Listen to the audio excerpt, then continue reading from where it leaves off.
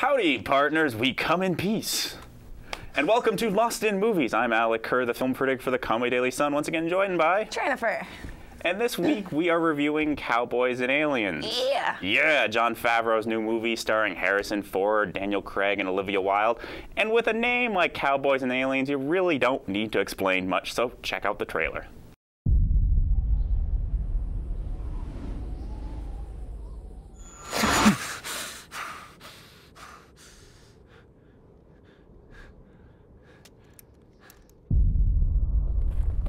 It's not your lucky day, stranger. Turn around and start walking. I said, turn around and start walking. Do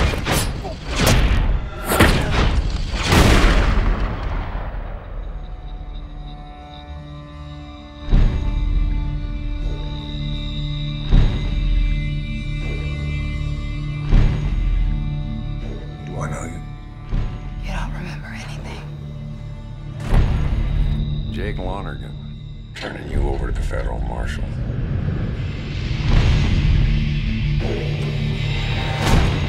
Boss, Lonergan's in town. I want that man. You give him to me now, or I'm gonna take him.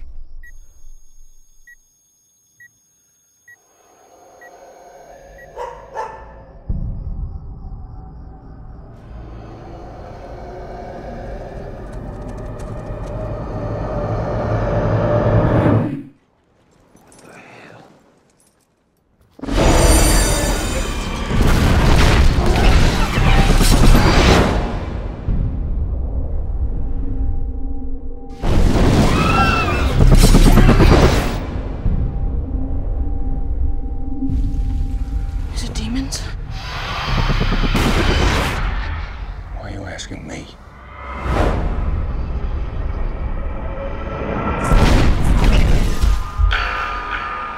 We're coming back! We're coming back!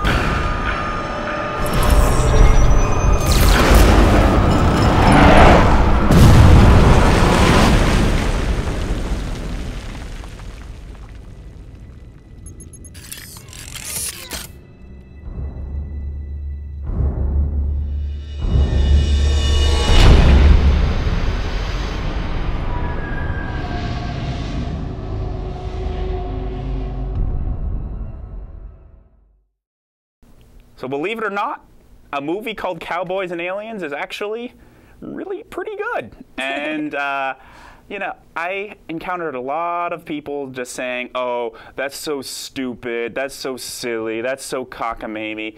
And to that, I say, is it really any more silly than any alien invasion movie? Because let's think about it. Why couldn't aliens come to any time period they want it to? Because they're aliens. They can do what they want. They can do what they want. And I understand that whole criticism that it's silly because a movie like Cowboys and Aliens, you'd think it's going to be like a trauma film or like an Ed Wood movie, and I'm sure there could have been a lot of filmmakers that made it really, really silly. But what makes this work is that it is a straightforward Western that just happens to have aliens in it. Yeah, some aliens just tossed into the mix, whatever. But the fact that it takes itself seriously, not that it isn't fun, but it takes itself seriously, and I think that's what makes it work. Yeah, I can see that. I did have some mixed feelings about it. There were some things that kind of bothered me about it. I didn't like the twists that were thrown in so much, but I did like it all in all. I think the hand-on-hand combat parts were pretty sweet, and I want a little pew-pew You want a little thing, yeah? Yeah. A little pew-pew? A pew-pew bracelet. I want one.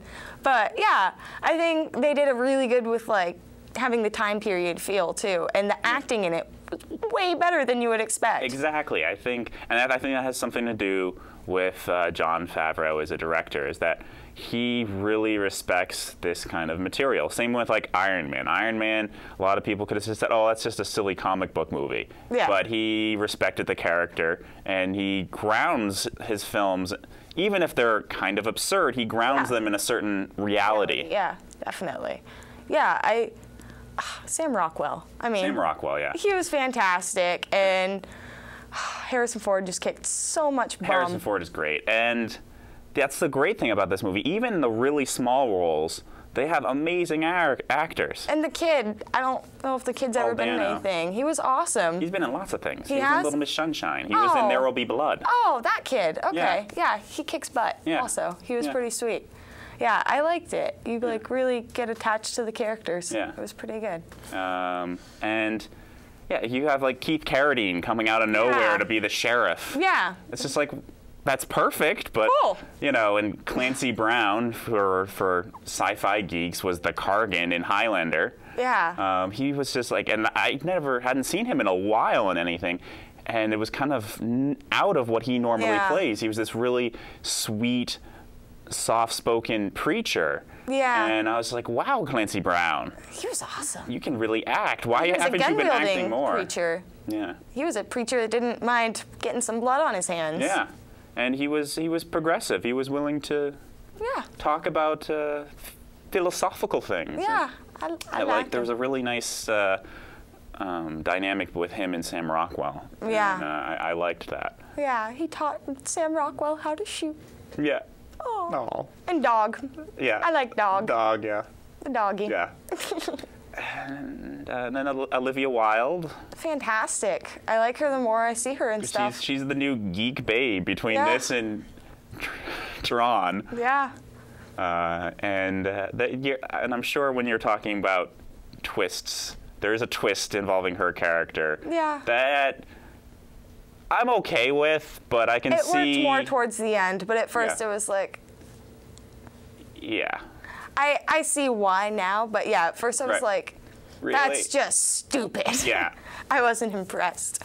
But at the same time, it kind of did make sense because there's a certain quality to her character where I'm like, well, she doesn't really fit. Yeah. She looked too pretty and too to perfect. Be a southern backcountry bumpkin. Yeah. So it worked. Like, yeah, I see why now. But at first I was not impressed. Yeah. And then you have Daniel Craig, who, for an Englishman, he's like the greatest cowboy ever. Yeah.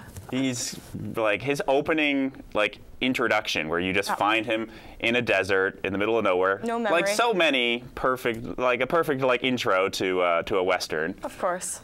No memory, and he has some desperados come up to him and they think they're gonna take him in and some bounty money. Yeah, and he screws them up. And it was just like, whoa. And that's really actually kind of the other aspect of the movie I was thinking about, is that this has kind of got a Bourne Identity vibe where he's this guy who doesn't remember and he's him, trying to but he has all these skills, these innate skills that he doesn't even really know how he has them, but he does. Yeah, he just wakes up in the desert, nothing of his own except a wrist bracelet and a cut on his belly, and he's like, all right, gonna kick some butt now. It's like Born in the West with aliens. Sounds like the perfect premise to a movie for me. Yeah, I think that should have been the pitching line if it wasn't. Yeah. And then you have Harrison Ford in his full-on grouchy, craggedy old man mode. Oh, dog. And he has a really nice dynamic with kind of a surrogate son, a Native American, played by Adam Beach. And the little boy. And the boy, yeah. Yeah, he's just everybody's daddy. Yeah. Yeah. Yeah. It's sweet. It's like, wow, Harrison Ford, you can feel. But I gotta admit, I shed a few tears with the dynamic with him and the Indian guy. Yeah, that was pretty sad. It was a little sad. That was sad. It was a little sad. And the other great thing about this movie, and I think this is another thing that people aren't really giving enough credit for with the whole idea, you can't have cowboys and aliens. What having aliens in the film does is it gives a uniting adversary that everybody can fight against. Yeah, you got the good guys, the bandits, the Native Americans, they all join forces. Join together, and it's awesome. It's great, and you know, what other thing could possibly unite everybody? Yeah, they're like, oh, well, aliens see no ethnicity or wealth or anything. And it's kind of funny. The aliens are essentially intergalactic prospectors. Yeah. They're like, they need some gold. They're going digging for gold. Yeah. No mining, which I thought was kind of silly. It is, but at the same time, I'm just like, whatever. That's kind of funny. I mean, it works with the time period, but at the same time, it's like, really? Really? They need some gold. And they never really go into why they're I don't wanna know abducting why. people. I don't want to know why. Because they need to do research. For gold?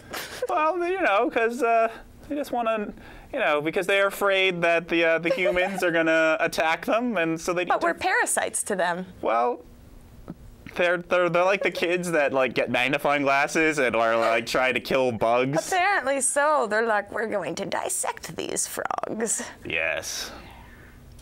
And the aliens in this are really icky. They are gross. I know you had some issues with the aliens in Super 8, but these guys... I thought these ones were pretty goofy looking, at least at first sight. Yeah, but then I they didn't have like their the faces, then they but have the bodies. the arms that come out of the belly, and you're just like, oh, That was pretty grody. that's gross. Yep, my little sister, who I took to see this, every time she saw an alien, she was like, yuck, don't let it touch your face. She just kept yelling that. She's like, don't let it touch you. Oh, they're so sticky and slimy. Yeah, Gross. Yeah. but I would probably just not want him to touch me. Yeah. Be like, go away. You're Go slimy. away. Go take a shower. You're gross. or just go back to prospecting. Go prospect, you dirty miner. Yes. Yeah. All right, so we should go to the comments. Yeah. I asked a couple questions this week. Oh, really? Yeah, not many people answered the first one. I asked about Westerns, and not many people answered about Westerns. Favorite Western? A lot of people dig the old school. Aren't really into the old school. They're into the new. Got a couple votes for Unforgiven, Okay. and got some Tombstone. Classic. Yeah, but then I got to the real question at hand. Favorite Harrison Ford movie? Dun, dun, dun. Dun dun dun. And Lauren said Air Force One, get off my plane. It's a good one. It's a good Classic. one. It seems like the whole reason that film existed For that quote. was to have that line. Get off. Get off my plane. It's like, we need a bad guy. Can you get Gary Oldman? Why not? Why He'll not? do whatever we ask him to do. He owes us one. Yeah.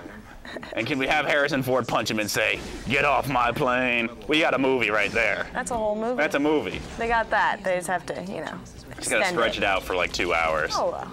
But yeah, good It times. worked. And then Bob says, Raiders? And then actually, I'm just going to say the Indiana Jones trilogy. Yes, I'm aware there's a fourth movie. No, that doesn't count. Yay, Bob. And then Anthony agrees, saying, I will speak for all the 80s kids in the room when I say that we all dreamed of having a fedora and a whip and traveling the world exploring. Definitely have to go with the Indiana Jones movies, except for Crystal Skull. It's not an Indiana Jones Not an movie. Indiana Jones movie. No. We have a vote for worst Harrison Ford movie. Oh. What Lies Beneath from Derek. I'll give you that. I don't know if it's his worst. He's definitely done some other. I think Star Wars Holiday Special would be his worst, to be Well, honest. yeah. Well, that was a TV thing. So that Oh, doesn't okay. count. Well, you know, But, his first half of his career was TV films. Yeah, and What Lies Beneath is an okay movie. And I actually read some interesting thing about it where they created it because they needed funding for Castaway.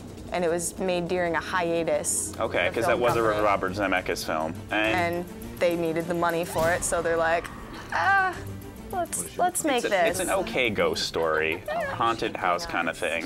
It creeped me out as a kid, for sure. Yeah. Spooky. Yeah, I will say this. There's only one scene in the movie I really remember, and that's Michelle Pfeiffer has been sedated or something, and she's in a bathtub that's slowly filling with water. Someone or something put her there. I'm not going to say what. Yeah. But it's really, really suspenseful because the water's slowly going up, and it's, you know, they're trying to make it look like it was a suicide or that she drowned in the tub, and it's her trying to like unplug the drain, and it's really, really pretty suspenseful. intense. Yeah. If anything, just for that scene, I don't think it's Harrison Ford's worst movie. Yeah. That's a really great scene, and Harrison Ford does get to play a slight variation on what he normally it's plays. kinda scary. Not going to say, don't want to spoil anything, but it's definitely a little different for him. This.